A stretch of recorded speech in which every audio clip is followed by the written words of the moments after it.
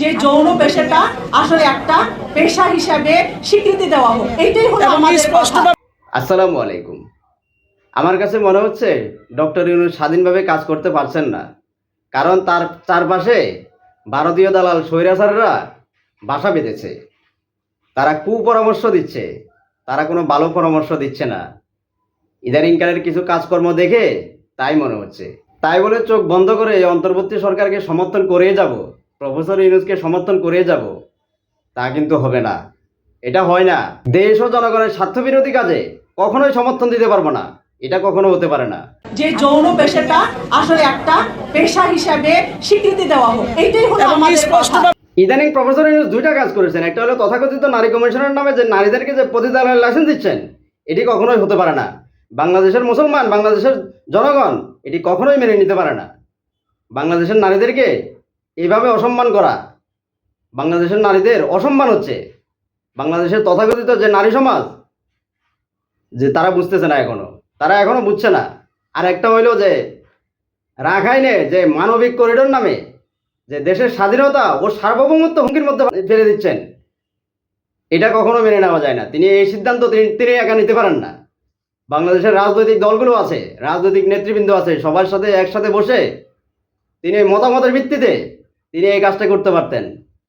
এটি দেশের জনগণের বিরুদ্ধে একটি দেশবিরোধী, রাষ্ট্রবিরোধী এটি কাজ হয়েছে। এটি কখনো আমরা মেনে নিতে পারি না। এই দেশের জনগণ এটি মেনে নিতে পারে না। এটি বাংলাদেশের জন্য এটি ভয়ঙ্কর হুমকি স্বরূপ, এটি কখনো হতে পারে না। আর ইদানিং যে কাজগুলো হচ্ছে, এগুলো ভারতীয় দালাল স্বৈরাচারদের প্রভাবের কারণে হচ্ছে। তারা প্রভাব খাটাচ্ছে। আর এগুলা করার কারণ হলো, তারা প্রভাব খাটানোর কারণ হচ্ছে এই যে জামায়াত বিএনপির 5ই আগস্টের পর থেকে জামায়াত বিএনপির মধ্যে ঐক্য না থাকা, এই জাতির মধ্যে ঐক্য না থাকা। এদের মধ্যে ঐক্য থাকলে তাহলে এই সমস্ত হতো না। অন্তর্বর্তীকালীন সরকারের মাধ্যমে দেশ বিরোধী, জনগণ বিরোধী কোনো কিছু হতো না, এই সমস্ত কাজ হতো না। আপনাদেরকে বলি, কি খবর বিএনপি, জামায়াত, এনসিপি? পুনর্বাসন কার্য কেমন হলো, কেমন হয়েছে? সন্ত্রাসের সাথে, ভারতীয় দালালদের সাথে আপনাদের মোলাকাত দেখে এখন আমাদের আফসোস হয়। কি দরকার ছিল ভারতীয় আধিপত্যবাদ এবং আওয়ামী দুঃশাসনের বিরুদ্ধে আমাদের কথা বলার? কোনো তো দরকার ছিল না, প্রয়োজন ছিল না। তারা চালাচ্ছিল, ভালোই তো চলছিল, আগে তো ভালো ছিল। হ্যাঁ, আপনারা যেহেতু অন্যায়, অনিয়ম, দুর্নীতি, জুলুম, সন্ত্রাসের বিরুদ্ধে কথা বলবেন না, বিচার চাইবেন না, তাদেরকে সাথে নিয়ে, সঙ্গে নিয়ে হাঁটবেন, ঘুরবেন, ভোট ব্যাংক ভারী করবেন, তাহলে কি দরকার ছিল? আগে তো ভালো ছিল, তাই না? তারা চালাচ্ছিল, কি সমস্যা ছিল?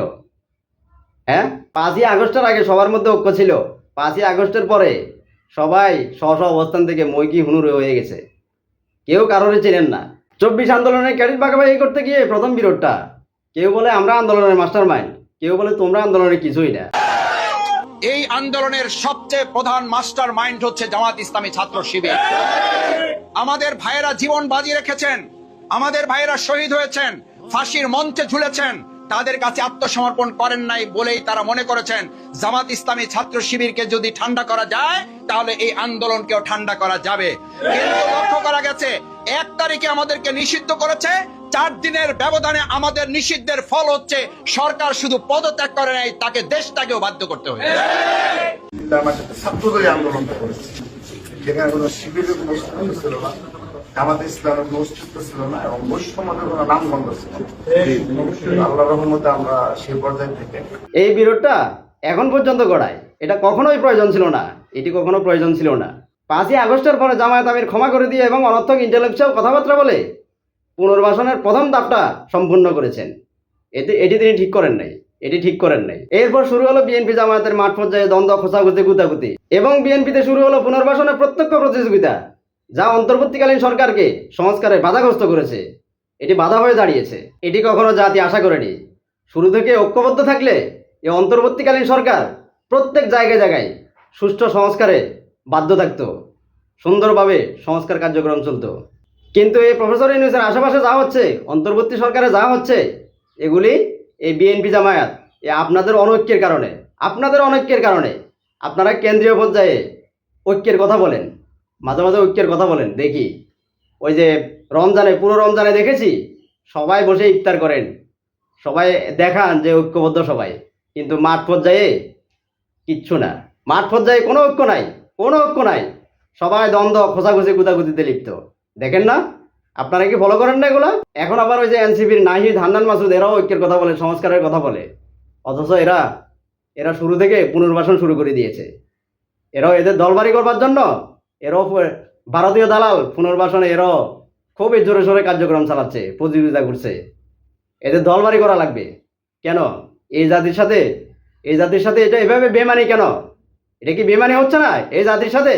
এখনো বলি, আসুন দেশ ও জনগণের স্বার্থে, দেশের স্বাধীনতা ও সার্বভৌমত্ব রক্ষার্থে সবাই একই প্ল্যাটফর্মে এসে দেশের জন্য কাজ করুন, জনগণের জন্য কাজ করুন, দেশকে রক্ষা করুন, দেশের স্বাধীনতা ও সার্বভৌমত্ব রক্ষা করুন, দেশের মানুষের ভোটের অধিকার রক্ষা করুন। এই দেশকে নিরাপদ বাসযোগ্য রাষ্ট্র হিসাবে গড়ে তোলার দায়িত্ব আমাদের সকলের। সবাই এগিয়ে আসুন।